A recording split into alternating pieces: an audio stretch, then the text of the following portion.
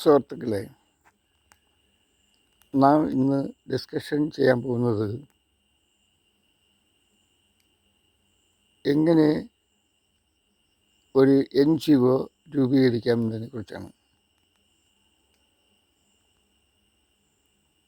ആദ്യം നമുക്ക് എന്താണ് NGO എന്ന് മനസ്സിലാക്കാം. NGO എന്ന് പറഞ്ഞാൽ നൺ ഗവൺമെൻറ്റൽ ഓർഗനൈസേഷൻ.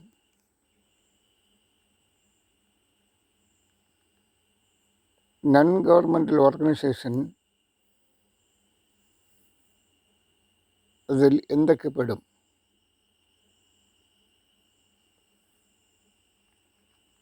ഒരു മഹിളകളുടെ ഒരു ഗ്രൂപ്പ് ഉണ്ടാക്കുമ്പോൾ അതൊരു വിമൻസ് ഓർഗനൈസേഷനായി. മെൻസിൻ്റെ ഒരു ഗ്രൂപ്പ് ഉണ്ടാക്കുമ്പോൾ മെൻസ് ഓർഗനൈസേഷനായി. അല്ലെങ്കിൽ അതിനെ ചാരിറ്റബിൾ സൊസൈറ്റി എന്ന് പറയാം.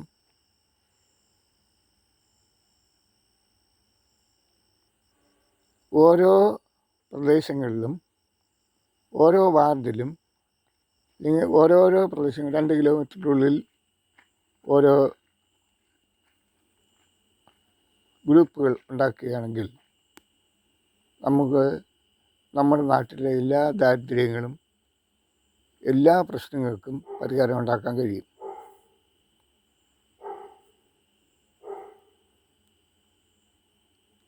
ആദ്യം ചെയ്യേണ്ടത് നമ്മൾ ഒരു 7 പേരെ സംഘടിപ്പിക്കുക. 7 അതിലധികമാകാം. ഒരു സ്ഥലത്ത് ആ 7 പേരെന്ന് പറയുന്നത് ഒരു ജാതിയിൽപ്പെട്ടവരാകരുത്, ഒരു കുടുംബത്തിൽപ്പെട്ടവരാകരുത്. പല ജാതിയിൽ, പല മതത്തിൽ, ഒരു പ്രദേശത്ത് ഉള്ള ജനങ്ങളെല്ലാവരും കൂടി ചേർന്നുള്ള ഒരു സംഘടനയാണ്. അതൊരു ജാതിയിൽപ്പെട്ട ആൾക്കാരും ഒരു കുടുംബത്തിൽപ്പെട്ടവരും ആകരുത്.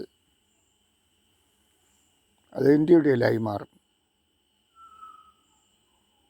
ശരിയായ ഒരു സംഘടന എന്ന് പറയുമ്പോൾ പല ജാതി, പല മതത്തിൽപ്പെട്ട ആൾക്കാരെ ചേർത്തുകൊണ്ട് നമ്മളൊരു ഗ്രൂപ്പ് ഉണ്ടാക്കുന്നു. ആ ഗ്രൂപ്പിന് ഒരു പേര് കൊടുക്കുന്നു. നിങ്ങൾക്ക് ഇഷ്ടമുള്ള പേര് സെലക്ട് ചെയ്യാം. എന്ത് വേണോ, heart of India, കേട്ടിട്ടുണ്ടാവുമല്ലോ, KANFED, UNICEF, ഇങ്ങനെയൊക്കെ. അതേപോലെ നിങ്ങൾക്ക് ഇഷ്ടമുള്ളൊരു പേര് സെലക്ട് ചെയ്യാം. എന്നിട്ട് ഈ 7 പേരിൽ നിന്നും ഒരു പ്രസിഡൻറ്റ്, ഒരു വൈസ് പ്രസിഡൻറ്റ്, ഒരു സെക്രട്ടറി, ഒരു ജോയിൻറ്റ് സെക്രട്ടറി, ഒരു ട്രഷറർ, പിന്നെ 2 എക്സിക്യൂട്ടീവ് കമ്മിറ്റി മെമ്പേഴ്സ്. അപ്പോൾ 7 പേരായി. അപ്പോൾ അതൊരു എക്സിക്യൂട്ടീവ് കമ്മിറ്റി ആയിപ്പോൾ. പിന്നെ നിങ്ങൾ ചെയ്യേണ്ടത് 8, 10, 15, 20, 100 പേര് അടങ്ങുന്ന ഒരു ജനറൽ ബോഡി. എത്ര പേരെ വേണമെങ്കിലും ആ പ്രദേശത്തുള്ള എല്ലാവരും ചേർക്കുക. അത് ജനറൽ ബോഡിയായി മാറും.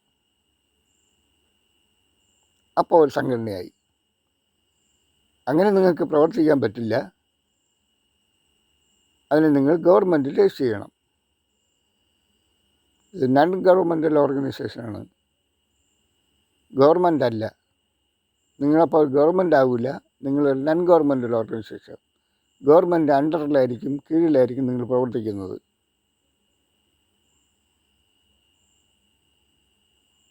പിന്നെ നിങ്ങൾ ചെയ്യേണ്ടത് ഇതിനെ ഗവൺമെൻറ്റിൽ രജിസ്റ്റർ ചെയ്യണം. അതെവിടെയെന്ന് വെച്ചാൽ എല്ലാ ജില്ലകൾക്കും ഓരോ ഡിസ്ട്രിക്റ്റ് സൊസൈറ്റി രജിസ്റ്റർ ഓഫീസ് ഉണ്ടാവും. നിങ്ങൾ തയ്യാറാക്കിയ ബൈല ആ രജിസ്റ്റർ ഓഫീസിൽ കൊണ്ട് രജിസ്റ്റർ ചെയ്യണം. നിയമം അനുസരിച്ച് അവരവിടെ നിന്ന് പറയുന്ന അനുസരിച്ച് എല്ലാം രജിസ്റ്റർ ചെയ്യുക. അപ്പോൾ നിങ്ങൾക്ക് സർട്ടിഫിക്കറ്റ് കിട്ടും. ആ സർട്ടിഫിക്കറ്റാണ് നിങ്ങൾക്ക് ഇത് നടത്താനുള്ള അവകാശം.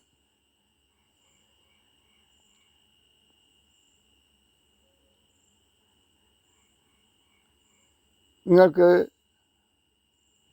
ഈ അനുമതി കിട്ടിയാൽ ഒരു ചെറിയ ഓഫീസ് ഉണ്ടാവണം. ഓഫീസിൻ്റെ ഫ്രണ്ടിൽ ഒരു ബോർഡ് ഉണ്ടാകണം. ഓഫീസിനകത്ത് ആ ബൈലയിൽ പറഞ്ഞിരിക്കുന്ന രീതിയിലുള്ള എല്ലാവിധമായ രേഖകളും ഏതൊരു നിമിഷവും ഗവൺമെൻറ്റിൽ നിന്നും പരിശോധനയും ഒക്കെ ഉണ്ടാകും. അപ്പോൾ നിങ്ങൾ ഗവൺമെൻറ്റിന് കീഴ്പ്പെട്ട് ആ ബൈലയിലും ഗവൺമെൻറ് പറയുന്നതനുസരിച്ച് നിങ്ങൾക്കെല്ലാം പ്രവർത്തിക്കാം. അതുകൊണ്ടുണ്ടാകുന്ന നേട്ടങ്ങളെന്ന് വെച്ചാൽ നിങ്ങൾക്ക് ആ ഓഫീസിൻ്റെ കീഴിൽ സ്കൂള്, നിങ്ങളുടെ പ്രദേശ ആവശ്യം എന്താണ്, നിങ്ങളുടെ പ്രശ്നം എന്താണ്, എല്ലാം പരിഹാരം ഉണ്ടാക്കാം. നിങ്ങൾക്ക് അവിടെ ഒരു സ്കൂളായിരിക്കും പ്രശ്നം, നിങ്ങൾക്ക് സ്കൂളുണ്ടാക്കാം. കോളേജായിരിക്കാം, ഹോസ്പിറ്റലായിരിക്കാം. നിങ്ങൾക്ക് എന്തൊക്കെയാണ് ആ പ്രദേശത്ത് നിങ്ങൾക്ക് ആവശ്യം? വികസനത്തിന് ആവശ്യം റോഡാണോ, വഴികൾ വികസിപ്പിക്കലാണോ, അതല്ല ഒരു ലൈബ്രറിയാണോ? നിങ്ങൾക്ക് അവിടെ എന്താണ് ആവശ്യം എന്ന് വെച്ചാൽ അതെല്ലാം നിങ്ങൾക്ക് ഇതൊരു സംഘടനയായി, ഒരു ഓർഗനൈസേഷനായി ഈ ഓർഗനൈസേഷൻ്റെ കീഴിൽ കൊണ്ടുവരാം. ആ പ്രദേശത്തിന് മൊത്തം വികസനം ഉണ്ടാക്കാം. അപ്പോൾ നിങ്ങൾ ചോദിക്കും, ഇതിനൊക്കെ ഫണ്ട് വേണ്ടേന്ന്. നിങ്ങൾ ഇതിനെ രജിസ്റ്റർ ചെയ്തിട്ട് ഇൻകം ടാക്സ് ഡിപ്പാർട്ട്മെൻറ്റിൽ നിന്ന് എക്സംപ്ഷൻ സർട്ടിഫിക്കറ്റുകൾ, വിദേശ ഫണ്ട് സ്വീകരിക്കുന്നതിന് FCRA foreign correspondence regulation certificate, ഇതെല്ലാം നിങ്ങൾ സംഘടനയുടെ ഈ സർട്ടിഫിക്കറ്റ് വെച്ച് നിങ്ങൾക്ക് അപ്ലിക്കേഷൻ കൊടുത്ത് സ്വീകരിക്കാവുന്നതാണ്.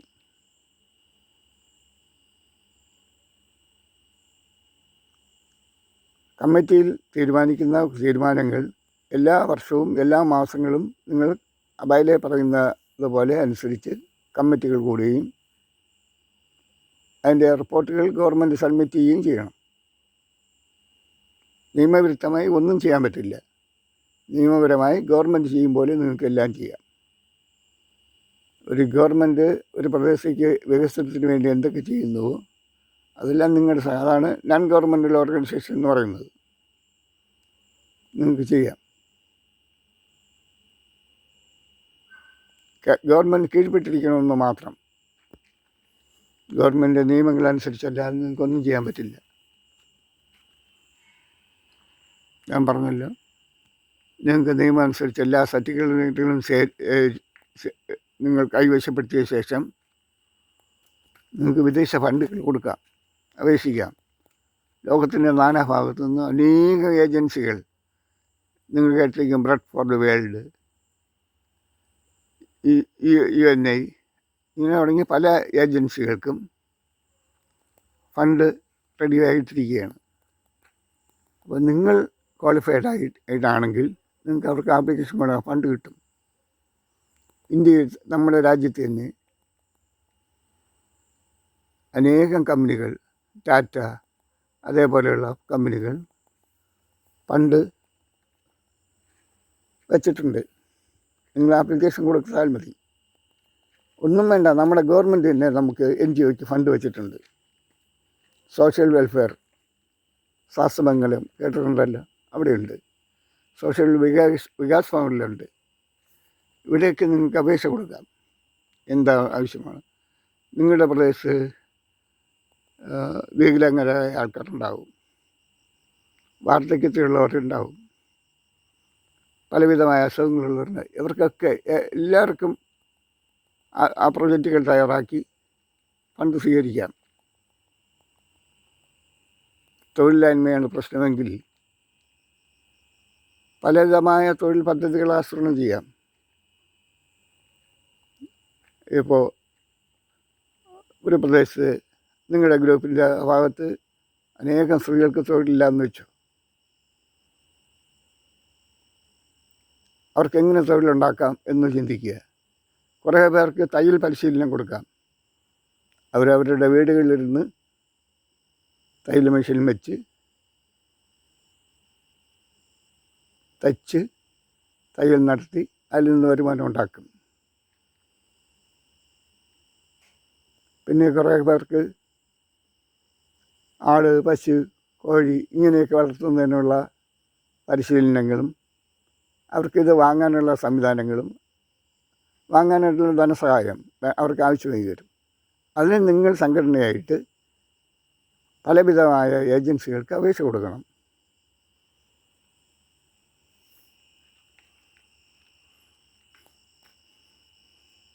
ഏജൻസികൾ എന്ന് പറയുമ്പോൾ ഒരു ഉദാഹരണം പറഞ്ഞുതരാം. നമ്മുടെ സെൻട്രൽ ഗവൺമെൻറ് കപ്പാർട്ട്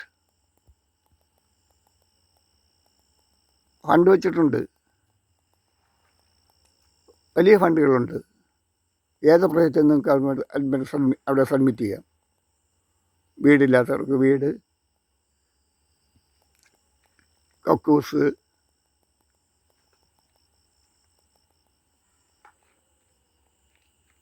കല്ലെടുക്ക് പദ്ധതികൾ,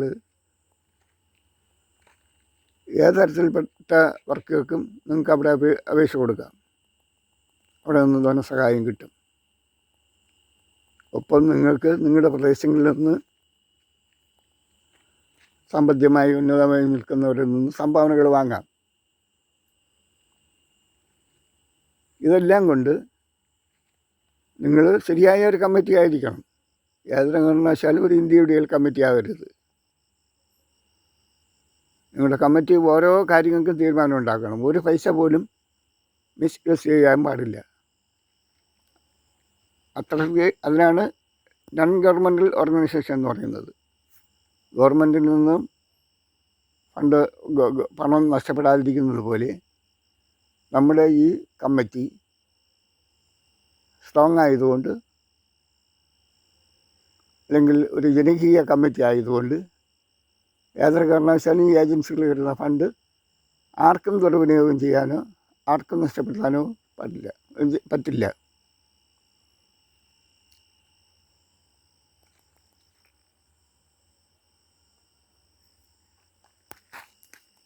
ഈ വിവിധതരമായ ഏജൻസികളിൽ നിന്ന് ഫണ്ട് വാങ്ങിയിട്ട് നിങ്ങളുടെ ആ പ്രദേശത്ത് കുട്ടികളുടെ പ്രശ്നമാണെങ്കിൽ അവരുടേതായിട്ടുള്ള പ്രശ്നങ്ങൾക്ക് പരിഹാരം ഉണ്ടാക്കാം. അതല്ല, ക്യാൻസർ രോഗികളാണ് കൂടുതലുള്ളത്, നിങ്ങൾ ഡിസിഷൻ സെൻറ്ററോ എന്തെങ്കിലുമൊക്കെ വെച്ച് ക്യാൻസറിനെ പ്രതിരോധിക്കാനായിട്ട് ആദ്യമായി കണ്ടുപിടിക്കാൻ, ആ രോഗിയെ ആദ്യം കണ്ടുപിടിച്ച് കഴിഞ്ഞാൽ ആ രോഗിക്ക് ഒരു വിധമായ പ്രശ്നവും അഭിമുഖീകരിക്കേണ്ടി വരില്ല. അപ്പോൾ നമുക്ക് അവർക്ക് സഹായിച്ചു കൊടുക്കാൻ പറ്റും.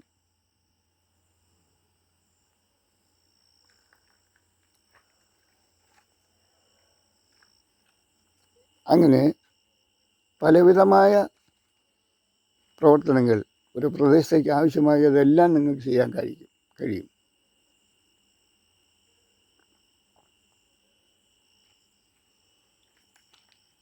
ഓരോ പ്രദേശങ്ങളിലും ഓരോ സംഘടന രൂപീകരിക്കുക. നമ്മുടെ പ്രശ്നങ്ങൾ, ആ പ്രദേശത്തേക്കുള്ള എല്ലാവിധമായ പ്രശ്നങ്ങളും നമുക്ക് പരിഹാരം ഉണ്ടാക്കാൻ കഴിയും.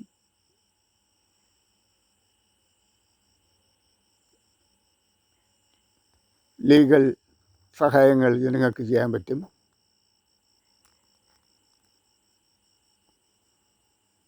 അവർക്ക് കൗൺസിലിംഗ് കൊടുക്കാൻ പറ്റും. എന്തൊക്കെയാണോ ഒരു പ്രദേശത്തേക്കുള്ള പ്രശ്നമെന്ന് വെച്ചാൽ, ഒരു വാർഡിനുള്ള പ്രശ്നമെന്ന് വെച്ചാൽ, ആ പ്രശ്നങ്ങളൊക്കെയും നിങ്ങൾക്ക് ഈ സംഘടന വഴി ചെയ്യാൻ കഴിയും. ഗവൺമെൻറ് നിയമങ്ങൾ സാധാരണ ആർക്കും അറിയില്ല.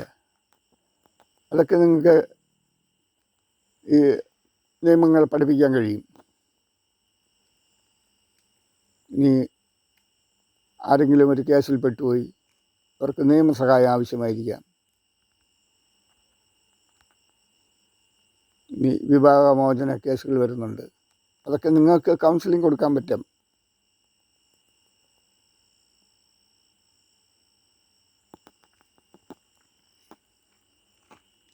അതിനുള്ള പരിഹാരങ്ങൾ നിങ്ങൾക്ക് കമ്മിറ്റിയായിട്ട് രൂപീകരിച്ച് ചർച്ച ചെയ്ത് അവർ രണ്ട് കൂട്ടരായിട്ട് ഈ വേർപെട്ടു പോകാതെ, ചിലപ്പോൾ കുഞ്ഞുങ്ങളുണ്ടാകുന്നവരെയിരിക്കും കുടുംബങ്ങൾ,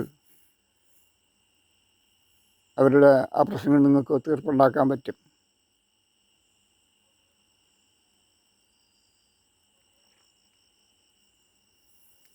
അപ്പോൾ എല്ലാ പ്രദേശങ്ങളിലും എല്ലാ വാർഡുകളിലും ഓരോ സംഘടനകൾ രൂപീകരിച്ച് പ്രവർത്തിക്കാൻ നന്നായിരിക്കുമെന്ന് ഞാൻ അഭിപ്രായപ്പെടുന്നു. ഇതിൻ്റെ സെക്കൻഡ് പാർട്ട് ഉണ്ടാവും. അതിൽ വിവിധതരമായ സഹായങ്ങളും